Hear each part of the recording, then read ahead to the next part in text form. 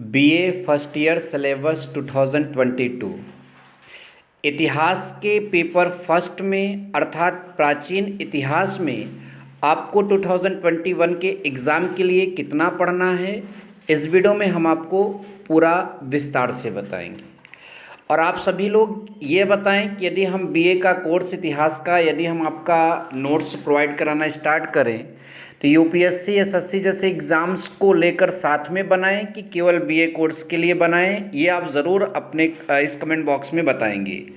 तो चलिए जान लेते हैं कि क्या रहने वाला है सिलेबस 2022 के लिए बीए इतिहास पेपर फर्स्ट का। ठीक है, तो देखिए यहाँ पर हमने आपके सामने ये चीज़ रखा है, लिखा है BA first year history syllabus 2022 और साथ ही साथ यहाँ पर आप सबके सामने ये दिख रहा है इतिहास, ठीक है, उसका सिलेबस। और ये स्कोप 360, इसको मैंने इसलिए लिखा है क्योंकि ये हमारे चैनल का नाम है, ताकि ये पता चले कि हमारे चैनल द्वारा प्रोवाइड किया गया है।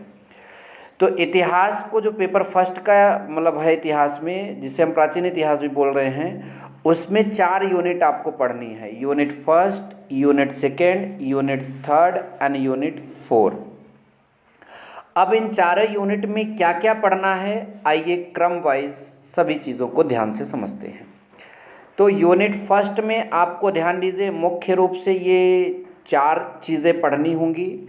सबसे पहला चीज़ जो है प्राचीन भारतीय इतिहास के स्रोत, अर्थात ऐसे कौन कौन से स्रोत रहे थे जिससे हम अपने भारत के प्राचीन इतिहास को समझते हैं। ठीक है, तो इसमें ये चीज़ें पढ़नी होंगी। दूसरा चीज़ आपको पढ़ना है 6ठी शताब्दी ईसा पूर्व में उत्तरी भारत की राजनीतिक स्थिति, ये चीज़ें आपको यहाँ पढ़नी है। और जो 16 जनपद का विवरण है वो भी आप इसी में पढ़ेंगे। तो अगला जो है आपका भारत पर पारसीक और सिकंदर का आक्रमण, वो भी यूनिट फर्स्ट में ही आप पढ़ेंगे। और मगध साम्राज्य का उदय भी आप यूनिट फर्स्ट में पढ़ेंगे। तो ये रहा यूनिट फर्स्ट का सिलेबस। अब चलते हैं यूनिट सेकंड की बात करेंगे। तो हमारे सामने यूनिट सेकंड यहाँ पर आप सबको दिखाई दे रहा है, जिसमें पहला जो आपको पढ़ना है टॉपिक वो होगा, या फिर कह लीजिए चैप्टर पढ़ना होगा, वो होगा मौर्य वंश। अब मौर्य वंश में क्या क्या पढ़ना है, तो देखिए मौर्य वंश में काफ़ी कुछ पढ़ना है। तो सबसे पहले मौर्य वंश की उस उत्पत्ति के बारे में आप पढ़ेंगे, प्रारंभिक जीवन के बारे में पढ़ेंगे, चंद्रगुप्त मौर्य की विजयों के बारे में पढ़ेंगे, तो उन्होंने कौन कौन से युद्ध को जीता था, बिंदुसार के बारे में पढ़ेंगे, और अशोक की विजयों के बारे में पढ़ेंगे कि अशोक सम्राट जो थे वो कौन कौन से युद्ध जीते थे। इसके अतिरिक्त यहाँ पर आप सबके सामने दिख रहा है कि इसके अतिरिक्त जो है इसी मौर्य वंश में आपको धम्म नीति पढ़नी होगी। उत्तराधिकारी मौर्य वंश में आगे आपको पढ़ना होगा। फिर पतन का क्या कारण रहा मौर्य वंश के। उसके बाद ये यूनिट फर्स्ट का मौर्य वंश का पूरा डिटेल था। फिर आपको पढ़ना होगा यूनिट फर्स्ट में शुंग वंश, फिर कण्व वंश पढ़ना होगा, और फिर कलिंग नरेश खारवेल को भी आपको यूनिट सेकेंड में आपको पढ़ना होगा। आई होप कि ये बातें आपको समझ में आई। आप फटाफट इसका स्क्रीनशॉट ले सकते हैं। चलिए यूनिट थर्ड की अगर बात करें तो यूनिट थर्ड में हमें यहाँ पर हिंद यवन के बारे में पढ़ना होगा विस्तार से। ठीक है, सातवाहन वंश के बारे में पढ़ना होगा, पश्चिमी शक्स क्षत्रिय के बारे में पढ़ना होगा, कुषाण वंश के बारे में।